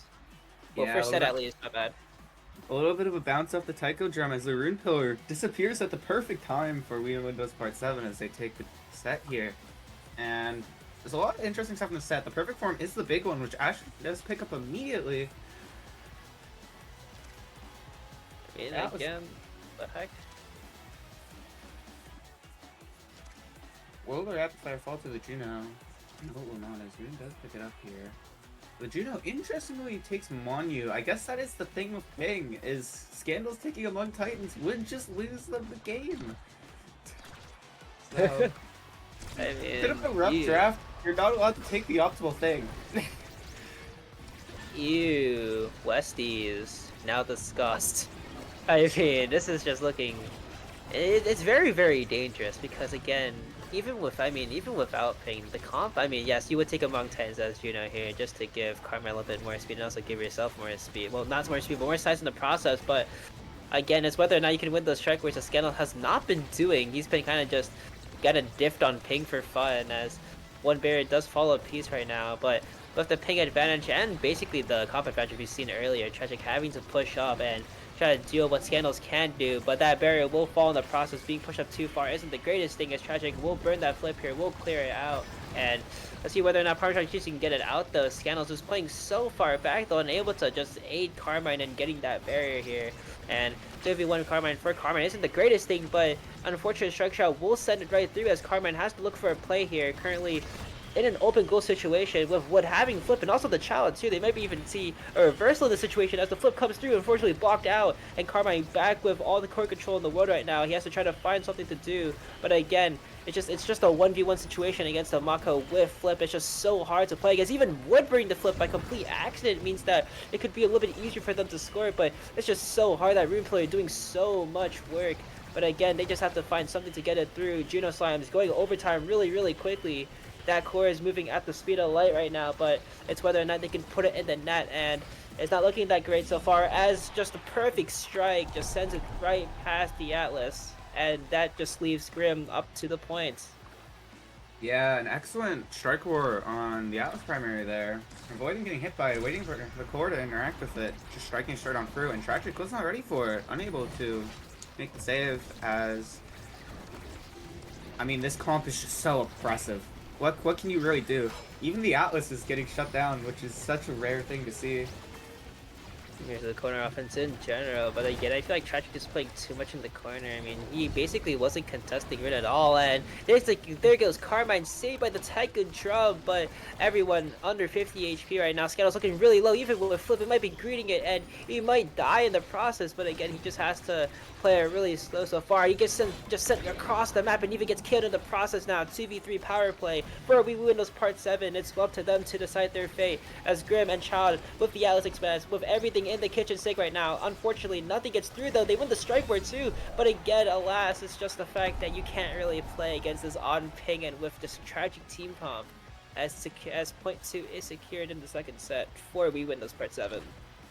Yeah, Grim and the Child both hard reading Carmine's clear there, and they both end up getting it right. And at that point, there's not much you can really do, as the Child saved by the Taiko drum almost dies to the Juno primary. Tragic first before flip, Carmine passes it backwards, almost taking an own barrier in the process, as they now set up his corner offense, the banish set up, the pillar, and the Expanse wins, and the Ash is dead. I mean, average shape-shifting clear right there if you know the lore behind it, and again, And just burning flip for fun again. Would accidentally burning the flip in the process. 2v power play and energy advantage for Parmesan Cheese right now. It's looking really, really dangerous. But again, just Asher in your net is not really the most fun thing you want to see. As Carmine coming up on flip 2 Scandals as well. They're really, really healthy, and with energy too, even finds a kill too somehow. 2v3 power play. Flip comes out, but he doesn't find any value. Scandals has to play against the Mako too. It's just so impressive with Asher and Mako right in your face to defend. And again, Seattle's almost burning, well, trying to, I think, evade in general just to get out of the way of any upcoming abilities. But again, Carmine being banished there stalls out the power play for the time being. Now, Grim coming back online, having to push through, and unfortunately, the overtime pillar gets it through, and Carmine slices and dice right past Wood, and that's point 1 yet again. That's another point. I mean, Room players hate this one simple trick. It sneaks past the pillar, and then Wood not expecting it strikes back into the pillar, and it's such an unfortunate sequence for We Windows Part 7 here, but good capitalization by Parmesan Cheese. As Tragic is forced to burn the flip here, ends up reading the read from Child, gets the L clear. Both barriers still up, as this corner offense is still just getting shut down. Offense isn't, corner offense isn't the really great thing when I see with Zentaro. That's why some teams ahem, special team in particular, NA will not play because corner offense is so strong. Carmine bringing the flip right now. Siano's with flip as well. Currently just has to play around this open net situation, but again, it's whether or not Carmine can save these. Well, not even Carmine, but Tragic end. It's just unfortunate. Scandal's bringing the flip too to try to save it. It's just unfortunate that he couldn't get there in time. As We Windows Part 7 does take the second set here. I mean, ping advantage aside, it's Grim, the one who's been doing most of the work, as he has a lot to choose from, actually. Yeah, we'll probably end up opting into this hot shot. Very powerful Rune Awakening, and also denies the Juno later on. And that is correct, and we'll end up taking it. It's curious to see where everything will land here. The Juno might not get that much here, yeah, as the Juno is stuck with Timeless. Which should have taken aerials. Smile. No. Anyway, the Atlas does get missile prop though, which very valuable here. We'll see if Tragic can get good use out of it. I mean, so far he's been kind of relying on his abilities to get stuff done, and that's all the power play for the time being. But again, it's Carmine the one getting KO'd in the process. 2v3 power play yet again so far. It's a common occurrence that we've been seeing. But again, just being stalled in general. So he has a great flip, but again, oh my god, Mako primary catching him in the act of just dashing, and their power play continued yet again. Carmine trying to hold it down with Tragic. These players are known for having great synergy with each other, but that second barrier does fall here. It's really impossible to play against it, and Tragic, I mean, what can I say? Tragic quit right there. Yeah, it is a bit unfortunate. You know, Scandal's caught jumping into a greedy position. You just can't be doing that as Juno. And actually, for once, punished for it, and losing the point off of it too, as Tragic primary unable to get the floor. But they immediately set up this corner offense here, and actually do take a barrier, but that's all they can get for now, as the offense kind of resets here. And resetting so far is what they need to do, but they have to be worried about the flip process on the Child there. Flip being burned, Banish also being burned in process, even Flip being burned too. The Child flipping out in thin air. I think you're trying to evade everything, but it's so far not so good right now, as Tragic still has the barrier to work, has no barriers to work with, and has to just play against another Asher and a Rune. Just stuff in combat in general is just so hard to play against. And again, Tragic is just nowhere to clear that pathway, just cutting it between Scandals, and if you try to sword angle, that's just probably going to go in. I mean, Asher's just a buggy character, let's be honest. Yeah, it's a bit of a rough point there for Tragic. Not really many options, and unfortunately no teammates close enough to help, as the Missile Prop Atlas putting in work, taking down the Child. And let's see what they can do on this power play with Wood having flip and Grim having a bunch of cooldowns. It is looking a bit rough. And the Banish takes both barriers. Grim almost 1v9s. Wood burns another flip and puts it in. Hey, that flip was used as intimidation into Tragic, and Tragic unfortunately does give up that last point, meaning We Windows Part 7 cruising to an easy win against Parmesan Cheese, who did go 1-1 though. I mean, they did be an EU team for fun, so all good. What can I say?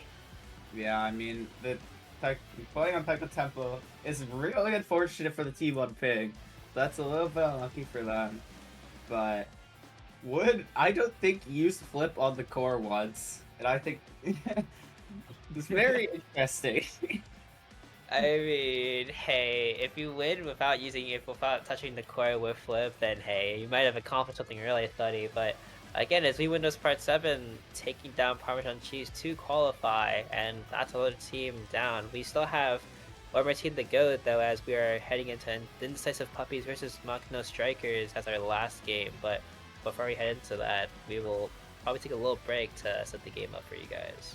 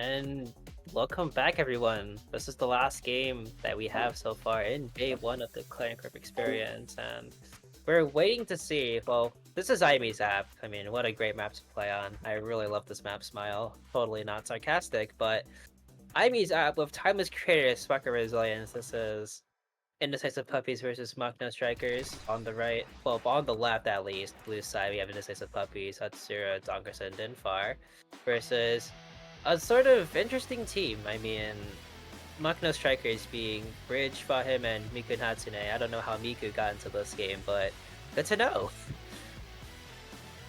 Yeah, this will be an interesting game. I do love myself a bit of the application. It is very fun to watch, not very fun to play, but I do enjoy watching this map as we're getting in here. And this is double midfield potentially?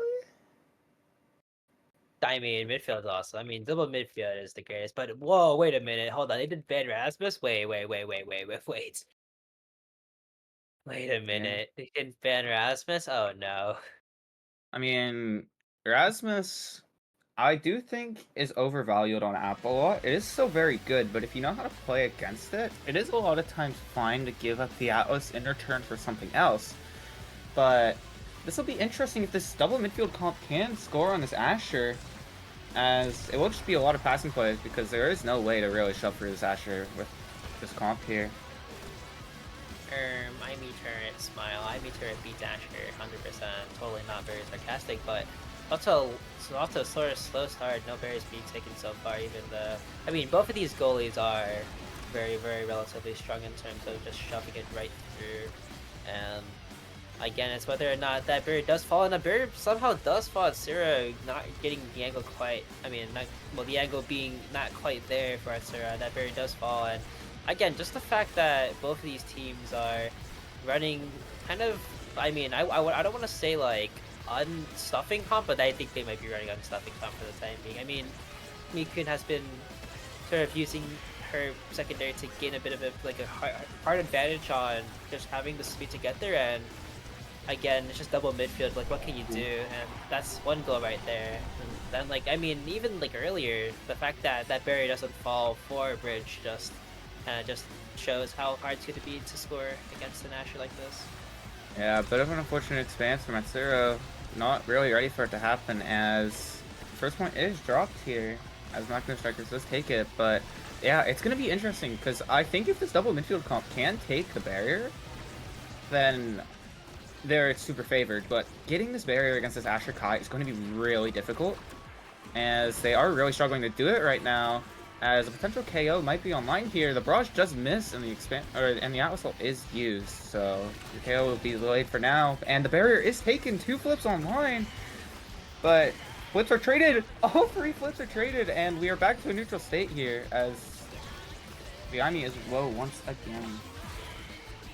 Would you say not be as because it does burn their flip there. Doesn't find any value, and then a missed layered strike will mean that that barrier will fall. Mutual aid still having a flip, well, basically a flip up for grabs. You just have to play against it, but again, I mean, getting that angle down and just being able to glitch hover right in will send Indecisive Puppies their first point. And again, you said earlier with how they could take a barrier against Asher, they did do it, and that basically kind of secured it right there. But again, there's a very slow start so far. Both teams kind of just having to get it to try to just get through whatever they have to go against the defense, and not really a lot of people are ready for it, as Bridge does burn the flip there. Baham actually looking really low. They might be looking for a KO here, but again, it's Dinfar looking kind of low. The Atlas Res does have to be used, and even the timing on that was so strong. I mean, Miku and Hatsune does get the death touch off, but it's still Dunkers being able to just revive just in time. And again, it's looking really slow, but if they can stop, like, if they can like hold that barrier down, it's very cool. And it's basically what happened there. You were able to hold the barrier, and Donkey just shoved it right in for point 2. Yeah, I mean, as soon as that barrier gets taken, there's just so much pressure from Indecisive Puppies, as they have so much core possession here. And it's why this game has honestly been going kind of long, is it's like all the possession here, but the death touch, taking a KO, but KOs are traded, as Donkers also takes KO, and gets the barrier off of the dribble off the app center, and they also immediately convert. 2 flips online, still on the power play here, and they do convert.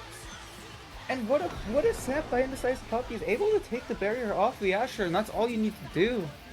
As they immediately score the open net pretty much all 3 times. I mean, open net's really just fun, and even with I mean, remember Dunker's his first pick too. He even has the option to take, and even if he doesn't even want to take, he'd probably take peak performance, but he does opt for the hot shot here and take it away, and adding more core speed to this. I mean, another thing is core speed, bro. Like, even though Asher can deal well stuffing power, and it's also like the open net situation, it just makes the open net situation a lot more worse. I mean, core speed in general is just so fast, and somehow I think peak performance falling onto Vahem actually. I don't know how he got that, but it ends up falling to him, and now he just has a lot of speed, 516 to be exact, not even crossing the midfield line at least. Yeah, a bit of a good draft here from Nocturne Strikers. I'm a bit curious because it did seem like the Asher kind of denied their own Rasmus by taking Monyu. The Monyu hook is very valuable here, but Miku doesn't even seem to need it as the Death Touch getting another kill here. But they lose the barrier in the process. Bridge kind of cheats a little bit too far, gets punished for it, as they are just losing the 2v3 here, as Indecisive Puppies have so much pressure, even with someone down, that they just have all the possession, and they're honestly kind of running over this game now. But still, Bridge or Flip almost has to wait it out, and like I said earlier, I mean, if Mika and Hudson can keep fighting these KOs and end up converting and not getting cheated out, it's a good thing. But again, mutual way for all, burning the flip too, not really the greatest thing you want to see so far, but again, just having the burn that flip is not very bad, and without that flip, I think if you had that flip, you definitely would have caught that if you were able to flip it in time. But it is Donkers having the flip and setting it right through the top corner, and slow game so far, turning fast insanely quickly on this Aimes app, and almost getting that KO too is Miku. And again, I mean, they did. I mean, the Timeless Creator goes so hard, and obviously, if you can get it through, then be something great. But again, trading positions is mutual for all and Vahem though. I mean, that was unfortunate. So is the Strike Ward too. I mean, they're just getting run over for fun, and they can't even hold the barrier, which is very surprising to me, especially since that's an Asher versus 2 midfielders. Yeah, there is a dangerous amount of hits done in this Indecisive Puppies comp, as Vahem almost feels it, almost gets taken down there, but alive for now, as almost losing the barrier to their own Pap Splitter there. And a bit of an unfortunate dribble here. Miku, Bridge goes down to a random glitch pop. I mean, glitch pop, very powerful, and so is that barrier take too. Back to nothing on their hands currently about him having to play the goalie position for the time being. He has the flip up too, might even use it, but again, it's whether or not you can find the clear angles, and I think their main trying to shove it, but they can't really shove it if Mutual for All is so far back, and the fact that he's pushed up so far is not the greatest thing, man. Like, the barrier takes are so strong, and just getting killed there and also pushing up is just, it just leaves so many options for this double midfield just to score, and that going there and just taking it away is so bad. And even this draft looks so like horrible because again, you just have more speed or you just get more cooldowns too. It's just winning entirely. Yeah, this is such a dangerous draft here, as the Ami getting perfect form, just infinite cooldowns pretty much on this character, especially at the Timeless Creator, and the Estelle getting Fighter Fight to get speed, but on the bright side, Kai does get another spark, which is more speed, more stagger, more cooldowns, which is super valuable. We'll see if it's enough to stop the bleeding here, as that set went way faster than I feel like it should have. I mean, 700 speed crossing the midfield line goes so hard, and actually, well, I know I lied. Basically 700. He gets 688 when crossing midfield and 642 once he pops his thing. But again, it's just, if you can find the KO, yet again, I've said it earlier so many times, but KO is being found all across the board, even the goal barrier too. Somehow finding the perfect strike to just hit it right in, and with Dinfar back online too, Donkers just shoving it right through. This is Tripod Fish at its finest. If they can get it through, then it would secure another point. But Bridge still has a flip up for grabs, basically. Almost has it going so far, but again, it's whether or not they can score it through, and the flip is burnt too. I think just it just looks so horrible. I mean, it looks so messy, and the fact that the flip is also burned due to buffer is so sad. And Donkers just, I mean, great piercing shot in general, but oh, what the heck. Incredible res by Hatsuro. Baits the death touch in. And I mean, it just feels like Machino Strikers are taking so many unnecessary risks. I feel like the Asher just needs to sit on top of the barrier here. Honestly, if you just play like double goalie a little bit, you will probably never get scored on, as Donkers again catches Mutual Aid out of position as we're on match points already. And this is not what we expected, kinda. I mean, we didn't expect the Ash to just give him so many bears, and again, Dogger's doing all the work and even has flip online for the time being. See whether or not they can score here. And again, corner offense looking really low, but it's really Vahim actually just taking control, not even letting Miku get anything out of it. Flip being burned too, and oh my god, glitch prop getting, well, the sentry turret getting so much value. We're getting so many cooldowns, and again, Vahim looking really low. You kind of just have to try to kill him at least, but again, just being saved is Dinfar, and somehow this game has turned awry so far. Even getting the death touch, not even the death touch, but I mean the pendulum swing, getting a bit of value. They're even making Asura burn the flip in the time being will give a little bit of relief so far, but that's how looking grim again. That's that Sentry turret coming online, even the flip online, and Donkers basically with a Bojo almost tries to do something cool and funky with it, but again, it's not enough just yet. Mutual Aid for all does find a flip, tries to find the kill too, but Vahe looking really low, but oh my god, the demon angle too. It's so weird. I mean, the KO into Asher pushing up yet again, making Dinfar, well, not even Dinfar, but Vahim playing far back, and also just the demon angle off of the Imi hole is so crazy. Yeah, an excellent rotation there for Vahim to drop back. You know, heal up a little bit while also goalieing, as the flip did kill, probably because of that glass cannon. But this barrier dropping immediately, this is just so unbelievably scary here, as Indecisive Puppies have so much control.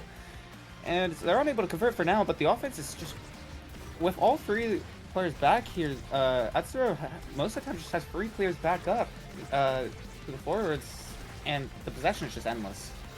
Last evade, burn for Mutual Aid for all. They can probably regenerate it, but as far as they can keep it under control. They don't have it yet, but again, they've been put into so many positions where they can easily evade Clarion, and they haven't been doing it so far. But again, another kill. Miku Hatsune Palmer's Rasmus getting it through, killing Dinfar with flip as well. This is not something you want to see, but it's whether or not they can defend for 3 more seconds if they're able to get Dinfar back online. And they've been holding it so well, but it's whether or not they can also get this goal barrier too. Alice just having so much presence.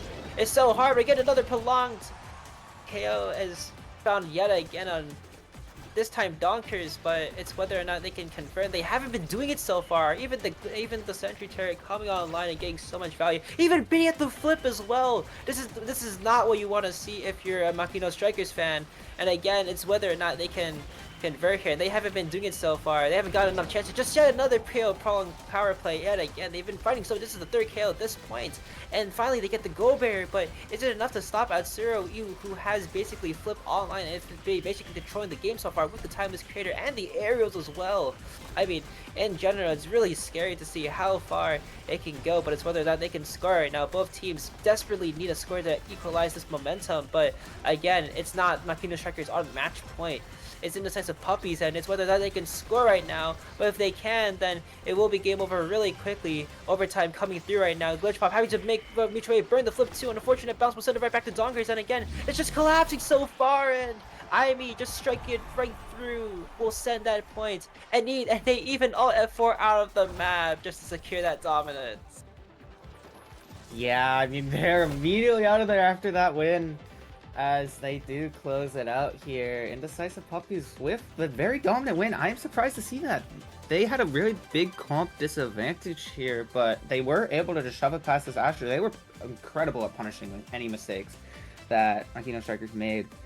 And that is ultimately what won them this game. It doesn't matter how many kills the Rasmus gets if you just score on the 2v3. And that, I mean, that was a chaotic game, and that secures the last qualification. Indecisive Puppies moving on to qualification series, and that will be it for day 1. Hope you guys had fun watching this. I mean, I had enough fun. I was up really early to just cast this, but again, we'll be seeing you guys next week, I think. I mean, next week's the more fun part where we see all these teams combine and fight each other, but for the time being, we'll be holding off as we head into another short break. Oh, it's even tomorrow. I might have been a liar for that smile, but hey, tomorrow, come back tomorrow. We'll be able to see more games going on XD.